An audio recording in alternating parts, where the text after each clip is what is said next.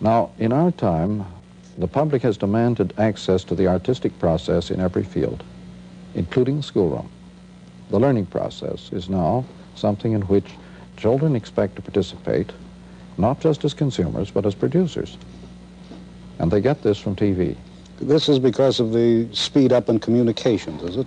Yes, and because TV is in a par excellence way a medium of processes.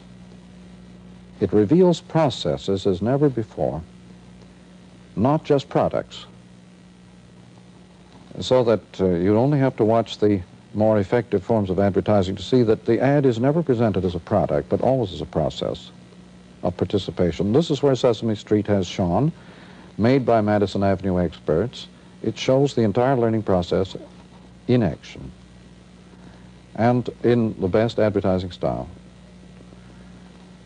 But the need for participation in process, as I suggest, is very much indicated in the popularity of talk shows, where dialogue or Johnsonian probing and digging of assumptions and patterns and so on is back in popular demand. Whereas the lecture and any form of potted packaged stuff is dead. Is dead on television. Dead anywhere. It isn't acceptable in the classroom anymore. But it is certainly acceptable to take a small point outside the classroom. The lecture circuit in the United States, for example, is enormous, isn't it? You could lecture 6 times a day, I imagine, if you wanted to. I'm not sure. I'm just not sure. You may be quite right that there is an enormous popularity of lectures at the moment. I think this may have something to do with people, though, going into circuit who are well known in some other medium. Yes, that's perfectly true. But here again is where the medium is the message. In any case of a medium, the so-called content is always another medium. In movies, the content is not a movie. It's a book, a play, a vaudeville act. It is some sort of turn from another medium. In vaudeville, the content is always from some other area of the community. No medium ever uses itself as content,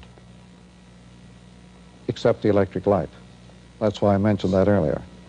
A light is an example in which the content and the medium are the same thing. There's only one. There are not two. But just to come back, though, notice that in TV you have movies, and movies have, since TV, become art forms.